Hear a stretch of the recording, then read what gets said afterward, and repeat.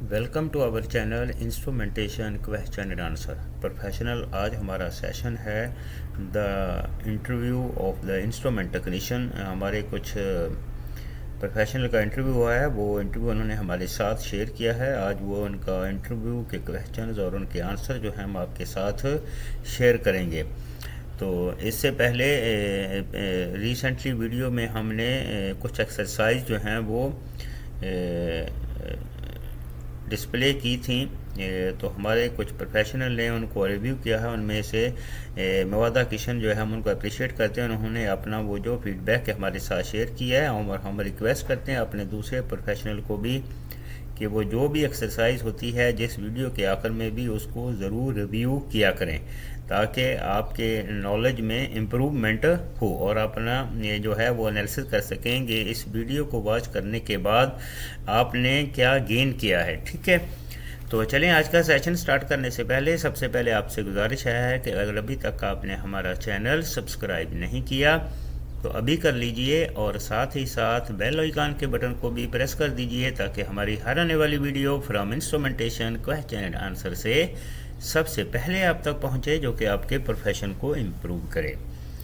चलें प्रोफेशनल बढ़ते हैं हम आज के सेशन की तरफ। तो प्रोफेशनल जो हमारे कैंडिडेट का जो इंटरव्यू हुआ था उनमें सबसे पहले उनसे पूछा गया इंट्रोडक्शन। तो इंट्रोडक्शन के बारे में आपको पता होता कि आपने वही चीज़ें इंटरव्यूअर को बतानी होती हैं जो आपने अपने सीवी में मेंशन की होती हैं। उनमें आपका जो है वो करंट आप कौन सी इंडस्ट्री में जॉब कर रहे हैं, आपका पास टोटल एक्सपीरियंस कितना है और आपका स्कोप क्या रहा है और करंट स्कोप क्या है। तो जैसा कि अभी उन्होंने से जो पहला क्वेश्चन जो किया गया कि what is your current scope, कि आपका करंट स्कोप क्या है, कि यानी आप एज ए इंस्ट्रूमेंट जो जॉब कर रहे हैं इसमें आपका क्या स्कोप है।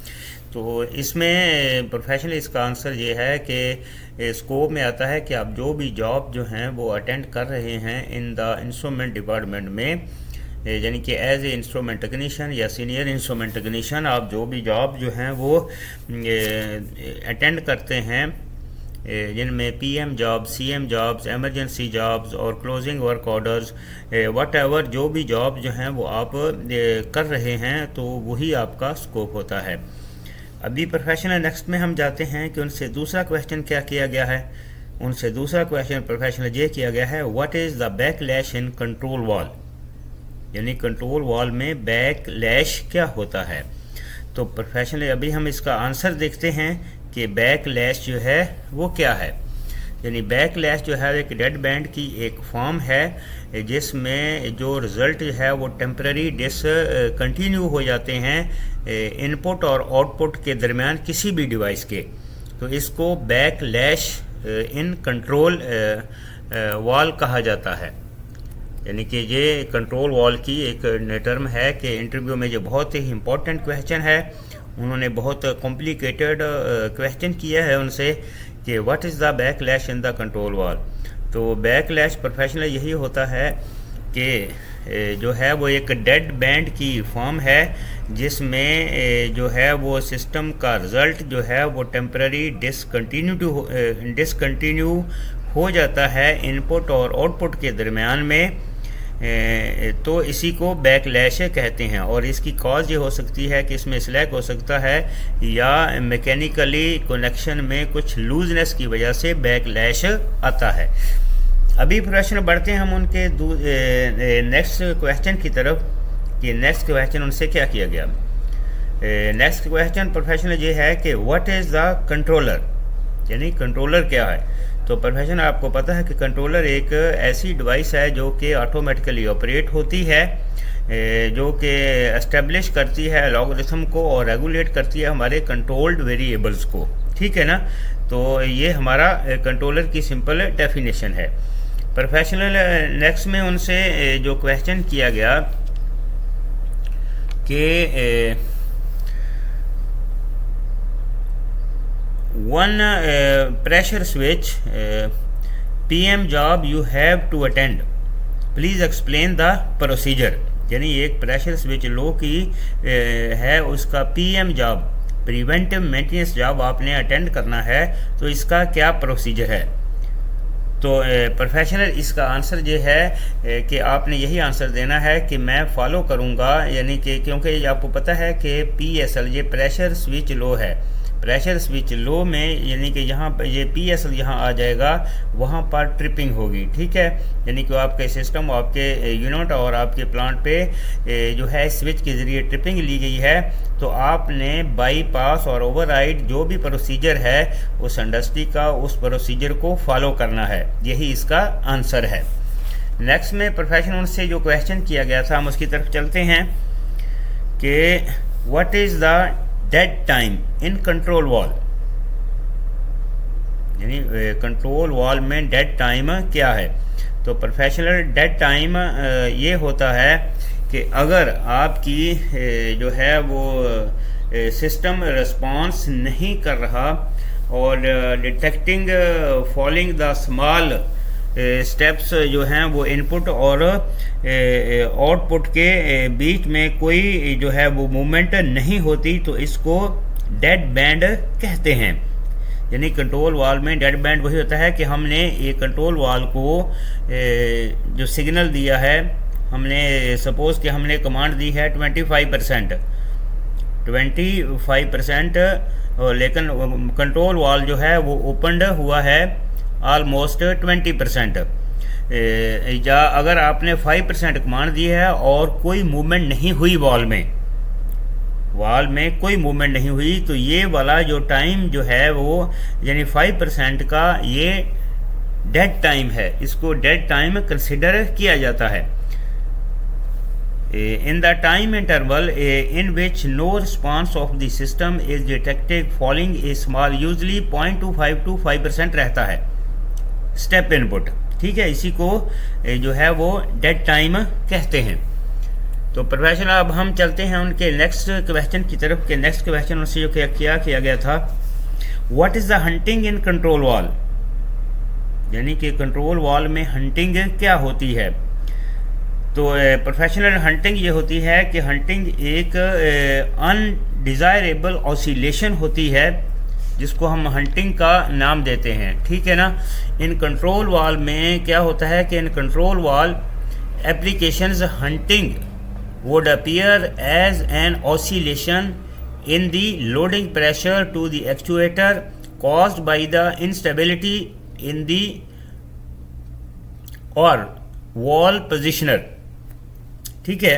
यानी कि हंटिंग जो है वो एक ऑसिलेशन होती है और कंट्रोल वॉल में हंटिंग जो होती है ये हमारा लोडिंग प्रेशर जो है वो अगर उसमें जो है वो इंस्टेबिलिटी है, यानी कि जो हमारे कंट्रोल वॉल पोजिशनर में, तो जो काज जो बनता है ये हंटिंग का कॉज बनता है।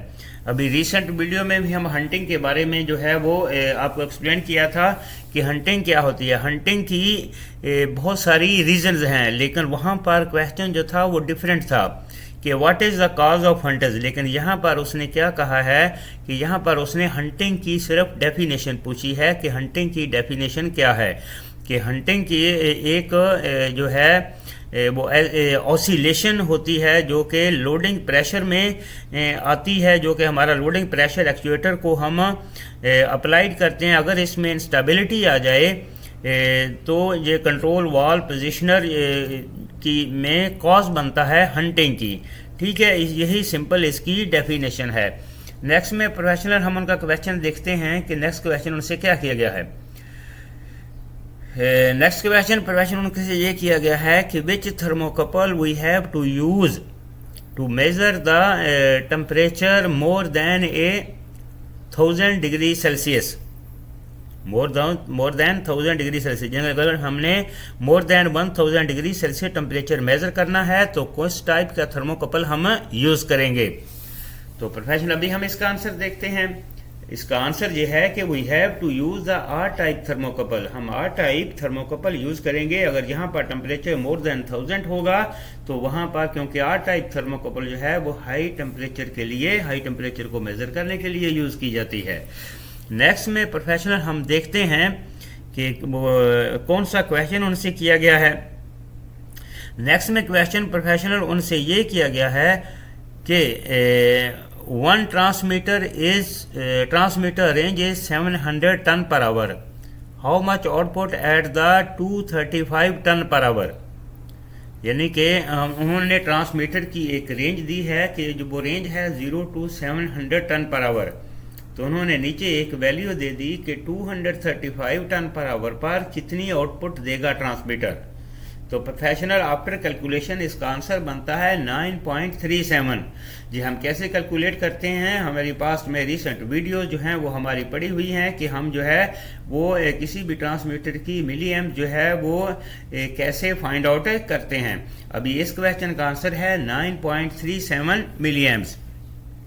नेक्स्ट क्वेश्चन की तरफ चलते हैं। प्रोफेशनल के नेक्स्ट क्वेश्चन उनसे क्या किया गया था?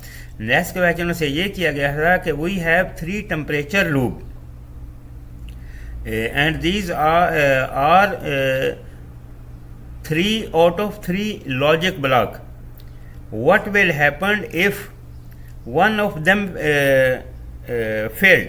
देखिए अगर कोई हमारा एक 3 टेम्परेचर लूप हैं और ये तीनों जो हैं वो 3 out of 3 लॉजिक ब्लॉक में जो हैं वो कनेक्टेड हैं, तो अगर उनमें से कोई एक फेल हो जाएगा तो क्या होगा? तो प्रोफेशनल इसका आंसर ये है कि 3 out of 3 लॉजिक में ये होता है कि अगर एक भी आपका लूप जो है वो इनिशिएट हो जाएगा या फेल्ड हो जाएगा तो आपका लॉजिक जो है वो एक्टिवेट हो जाएगा। यही इसका आंसर है। तो प्रोफेशनल ये क्वेश्चन थे हमारे प्रोफेशनल से जो किए गए इंटरव्यू में। आपने इन तमाम क्वेश्चन और आंसर को मेमोराइज करना है और अपने रिकॉर्ड में रखना है ताकि फ्यूचर में आपके लिए हेल्पफुल हों। तो उम्मीद करते हैं कि आज के सेशन में आप जो है वो इंस्ट्रूमेंट के इंटरव्यू के बारे में कुछ ना कुछ आपने अचीव किया होगा। तो मिलते हैं नेक्स्ट वीडियो में। Have a nice day.